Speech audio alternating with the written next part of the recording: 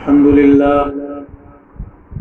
لله وكفى وسلام على عباده الذين اصطفى أما بعد أعوذ بالله من الشيطان الرجيم بسم الله الرحمن الرحيم إنما يعمر مساجد الله من آمن بالله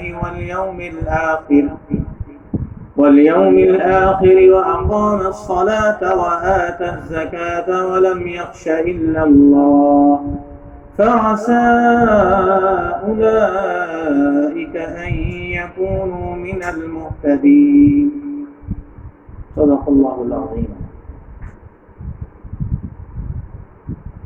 آج 8ویں تراویح میں جو تلاوت کی گئی ہے اس تلاوت کے دوران یہ آیت کریمہ آئی ہے۔ اس آیت کریمہ میں اللہ رب العزت نے اس حقیقت کو واضح فرمایا ہے کہ جو اللہ کی مساجد ہیں ان مساجد کی تعمیر کون لوگ کرتے ہیں۔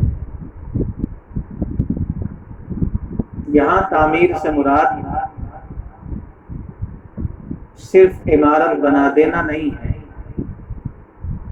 در و دیوار بنا دینا، اس پر چھت ڈال دینا، یہ تعمیر مسجد نہیں ہے، بلکہ مسجد کو بنانے کا جو مقصد ہوتا ہے کہ اس میں اللہ کی عبادت کی جائے، اللہ کا ذکر کیا جائے، وہ در حقیقت تعمیر مسجد ہے۔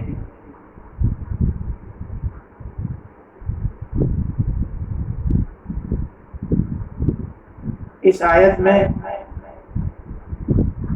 اسی تعمیر کی طرف اشارہ کیا گیا کہ مساجد کی تعمیر وہ لوگ کرتے ہیں جو اللہ پر ایمان لاتے ہیں اور یوم آخرت پر ایمان لاتے ہیں، یعنی جن کے دل میں اس بات کا یقین ہے کہ اللہ رب العزت لائق عبادت ہے، اللہ کے علاوہ کوئی لائق عبادت نہیں ہے، اور جناب نبی کریم صلی اللہ علیہ وسلم اللہ کے رسول ہیں۔ اس آیت میں اللہ پر ایمان کا تو تذکرہ ہے، لیکن رسول اللہ صلی اللہ علیہ وسلم پر ایمان کی وضاحت نہیں ہے۔ تو اس کا یہ مطلب ہرگز نہیں ہے کہ اگر کوئی آدمی اللہ کو تو ایک مانتا ہے لیکن جناب نبی کریم صلی اللہ علیہ وسلم کو رسول نہیں مانتا تو وہ بھی مسلمان کہلانے کا حقدار ہو جائے، اس لیے کہ اللہ پر ایمان کا دعویٰ اس وقت تک کامل نہیں ہو سکتا ہے جب تک کہ رسول اللہ صلی اللہ علیہ وسلم کی رسالت کا اقرار نہ کر لیں۔ روایت میں آتا ہے کہ ایک مرتبہ جناب نبی کریم صلی اللہ علیہ وسلم نے ارشاد فرمایا کہ جانتے ہو اللہ پر ایمان کیا ہے؟ صحابہ کرام نے عرض کیا کہ اللہ اور اس کے رسول زیادہ بہتر جانتے ہیں۔ یہ صحابہ کرام کی بہت بڑی خوش نصیبی ہے کہ وہ اللہ کے رسول کے سامنے اپنی علمی صلاحیت کا مظاہرہ نہیں کرتے تھے، بلکہ یہ چاہتے تھے کہ ہر چیز کی وضاحت خود اللہ کے رسول صلی اللہ علیہ وسلم اپنی زبان مبارک سے فرمائیں۔ اس لیے جب کوئی سوال اللہ کے نبی کی طرف سے ہوتا تھا تو صحابہ کرام اللہ و رسولہ عالم کہہ دیا کرتے تھے۔ چنانچہ یہاں بھی صحابہ کرام نے عرض کیا اللہ و رسولہ عالم، اللہ اور اللہ کے رسول زیادہ بہتر جانتے ہیں۔ چنانچہ اللہ کے رسول صلی اللہ علیہ وسلم نے فرمایا کہ اللہ پر ایمان یہ ہے کہ اس کو ایک مانا جائے، اس کو لائق عبادت مانا جائے، اور ساتھ ساتھ یہ بھی اقرار کیا جائے کہ محمد اللہ کے رسول ہیں۔ جہاں کہیں اللہ کا نام آتا ہے وہاں رسول اللہ صلی اللہ علیہ وسلم کا نام آتا ہے. اگر کلمہ شہادت ہے تو اس کے اندر بھی دو جز ہیں. پہلا جز ہے لا الہ الا اللہ، دوسرا جز ہے محمد رسول اللہ صلی اللہ علیہ وسلم. اذان ہوتی ہے تو اذان میں جب مؤذن اشہد ان لا الہ الا اللہ کہتا ہے تو اس کے فوراً بعد اشہد ان محمد رسول اللہ بھی کہتا ہے. اس لیے یہ ماننا پڑے گا کہ اللہ پر ایمان لانے والا وہی معتبر ہے جو رسول اللہ صلی اللہ علیہ وسلم پر بھی ایمان لاتا.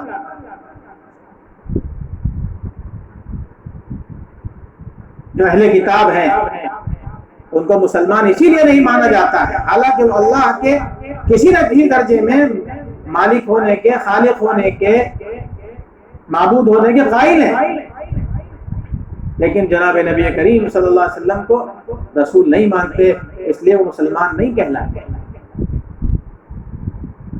تو فرمایا کہ اللہ کی مساجد کو تعمیر کرنے والے، آباد کرنے والے وہ لوگ ہیں جو اللہ پر ایمان لاتے ہیں، یوم آخرت پر ایمان لاتے ہیں. اور پھر آگے فرمایا وَأَقَامَ الصَّلَاةَ، نماز قائم کرتے ہیں. نماز صرف پڑھنے ہی کی ذمہ داری مسلمانوں کی نہیں ہے، بلکہ نماز کے اندر جہاں بھی کہیں قرآن میں نماز کا تذکرہ آیا وہاں اقامت کا ذکر آیا. اقامت کے معنی آتے ہیں کسی چیز کو ایسا سیدھا کھڑا کر دینا کہ اس میں ادھر ادھر کہیں کو جھکاؤ نہ ہو، اس کے اندر کجی نہ ہو، ٹیڑھا پن نہ ہو. نماز کی اقامت کیا ہے؟ نماز کی اقامت یہ ہے کہ اس کے جو آداب ہیں، اس کے جو ارکان ہیں، اس کے جو فرائض ہیں، ان تمام کی رعایت کی جائے. اسی کے ساتھ ساتھ یہ بھی ضروری ہے کہ وقت پر ادا کی جائے، اور مردوں کے لیے یہ بھی ضروری ہے کہ جماعت کے ساتھ مسجد میں ادا کی جائے، تبھی اقامت کا حق ادا ہوتا ہے. محض نماز پڑھ لینا کافی نہیں ہوتا ہے، بلکہ نماز کی اقامت کا حق ادا کرنا چاہیے. اور دوسرے نمبر پر فرمایا کہ زکوٰۃ ادا کرتے ہیں. اللہ نے جو مالی ذمہ داریاں ان کے اوپر رکھی ہیں، مال خرچ کرنے کی جو ذمہ داری دی ہے، اس کے اندر کوتاہی نہیں کرتے ہیں. وَلَمْ يَخْشَ إِلَّا اللَّهَ، تیسری بات یہ فرمائی کہ وہ اللہ کے علاوہ کسی سے نہیں ڈرتے. یعنی جب دین پر عمل کرنے کی بات آتی ہے تو دین پر عمل کرنے میں اس بات کا ان کو اندیشہ نہیں ہوتا کہ لوگ کیا کہیں گے، معاشرے والے کیا کہیں گے. جب اللہ کا حکم آتا ہے تو اللہ کا حکم ماننے کے لیے تیار ہو جاتے ہیں. ایسا نہیں ہے کہ ان کو عمل کرتے ہوئے یہ سوچنا پڑے کہ لوگ کیا کہیں گے. وہ اللہ پر اتنا پختہ ایمان رکھتے ہیں، اللہ کا حکم ماننے کے لیے ایسے تیار ہیں کہ وہ اس کی پرواہ نہیں کرتے کہ لوگ ہمیں برا کہیں گے کہ یہ دین پر چل رہا ہے. اللہ سے ڈرتے ہیں، اللہ کے علاوہ کسی سے نہیں ڈرتے ہیں. تو گویا یہ مساجد کی تعمیر کرنے والوں کی خصوصیات بیان کرنا، صفات بیان کرنا کہ وہ مساجد کو آباد کرتے ہیں، مساجد میں نمازوں کا اہتمام کرتے ہیں، مساجد میں آ کر قرآن کریم کی تلاوت کرتے ہیں، مساجد میں آ کر کے اللہ کا ذکر کرتے ہیں. اس لیے کہ مسجد کی بنیاد اسی لیے ہوتی ہے فی بیوت اذن اللہ ان ترفع ویذکر فیہا اسمہ یسبح لہ فیہا بالغدو والآصال.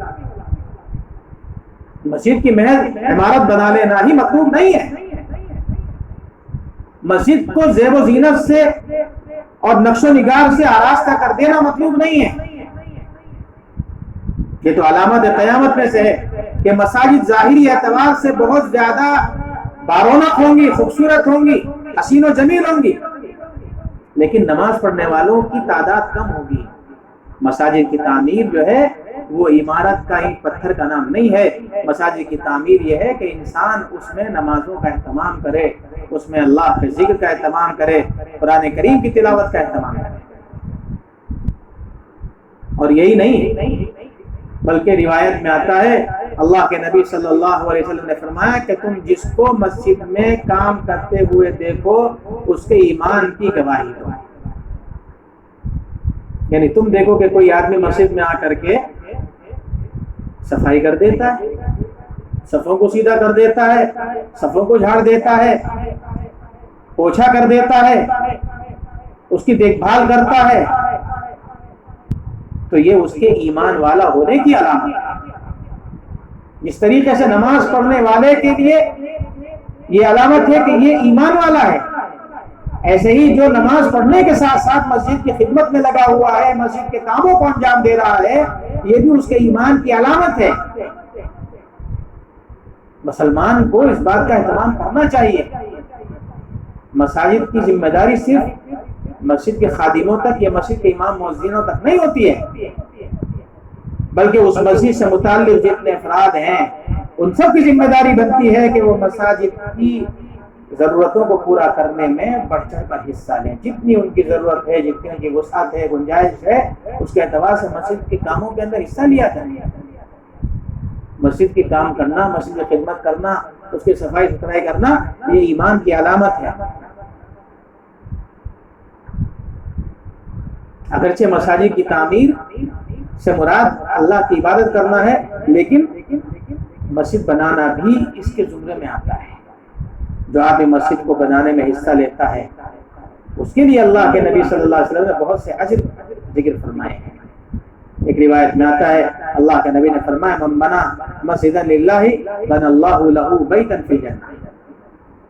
جو آدمی دنیا کے اندر اللہ کے لیے مسجد بناتا ہے، اللہ تعالیٰ اس کے لیے جنت کے اندر گھر بنائیں گے۔ مسجد بنانا یہ بہت بڑے اجر کا سبب ہے۔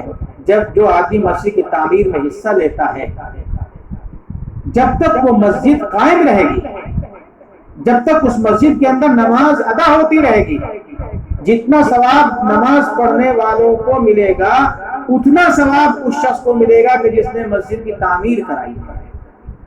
یہ صدقہ جاریہ ہمیشہ ہمیشہ اس کا ثواب جاری رہنے والا ہے۔